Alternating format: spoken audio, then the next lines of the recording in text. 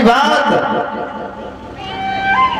जिस समय महाभारत का युद्ध चल रहा था, परीक्षित महाराज, महाभारत का युद्ध में सभी कौरव दल मारे गए, दुष्टों का दमन हो गया, लेकिन दुर्योधन नहीं मारा गया।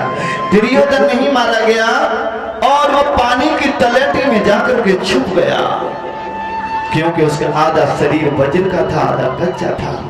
पानी की तलहटी में छुप गया। जब पानी की तलहटी में छुप गया, एक बार पांडव बैठे हुए थे, भगवान का नहीं आए। पांडव कहने लगे, हे प्रभु, हे मधुसूदन, हे कृष्ण, सारे कौरव दल मारे गए, लेकिन दुर्योधन का अता पता नहीं, वो नहीं मारा गया। भीम कहने लगे, मैंने संकल्प किया था, लेकिन वो भी संकल्प अधूरा हुआ जा रहा है। तो भगवान कन्हैया मुस्कुराने लगे, कहने लगे, पांडवों, दुर्योधन जो है अभी पानी की तलहटी में जाकर के छुप करके बैठा है। अगर चलना चाहते हो तो, करना चाहते हो तो चलो हमारे साथ। तो भगवान तो आए थे इसलिए कि दुर्योधन का भी वध होना है। तो भीम चलने लगे, कहने लगे, चलो ये संकल्प मुझे पूरा कराओ।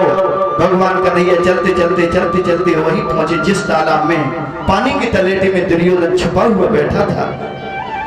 आवाज लगाई भीम ने, दुर्योधन, अरे तू सच्चा योद्धा है, सच्चा वीर है, तो निकल के बाहर आ, कायरों की तरह से अंदर क्यों बैठा हुआ है? ऐसे ऐसे शब्द बोले। दुर्योधन पर रुका नहीं गया। दुर्योधन कहने लगे, हम तेरे से कभी कम नहीं पड़ेंगे, हम अभी आ रहे हैं गदा युद्ध करने के लिए। श्री भगवान कन्हैया मुस्कुराने लगे, आज पूर्ण तरह से काम हो जाएगा, क्योंकि अत्र कुशलम तत्रस्तु, भगवान वही रहते हैं जहाँ धर्म होता है। आज मेरे बंधु, जैसे भगवान श्याम सुंदर ने कहा कि भीम तैयार हो जाओ, दुर्योधन आ रहा है, इधर दुर्योधन निकल के बाहर आया।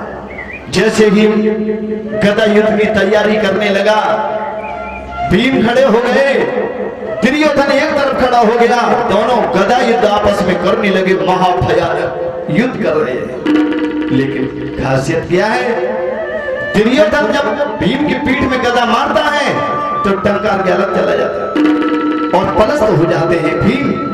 और लेकिन इधर दुर्योधन के जब पीठ में गदा लगता है तो उस पर जरा सा भी असर नहीं पड़ता है।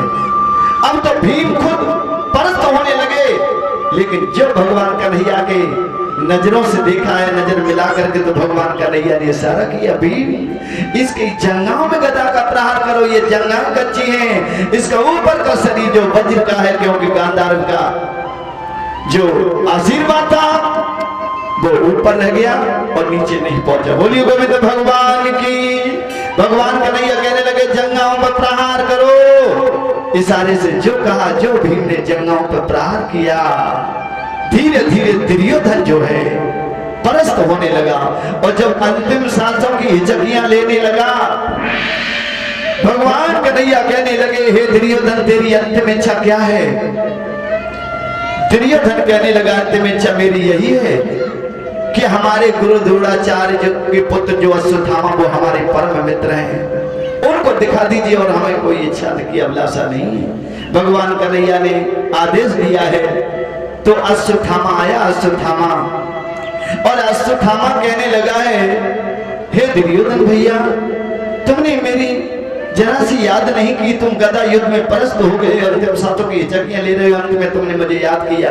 भगवान कन्हैया और भीम जो हैं एक तरफ चले गए। दुर्योधन कहने लगा, तुम हमारे सच्चे मित्र हो, सच्चे योद्धा हो, सच्चे गुरु के पुत्र हो, तो देखिए हमने पूरा जीवन दांव पर लगा दिया, लेकिन पांडवों का विनाश नहीं हुआ। और अगर तुम मेरे सच्चे मित्र हो तो पांडवों का विनाश कर दो, अंतिम इच्छा हमारी यही है, यही मैं देखना चाहता हूं। देखिए परीक्षित महाराज, जो क्रूर स्वभाव का जो होता है वो कभी क्रूरता नहीं छोड़ता है। आज मेरे बंधु, अश्वत्थामा ने संकल्प किया, और वैसे तो लिखा है क्या,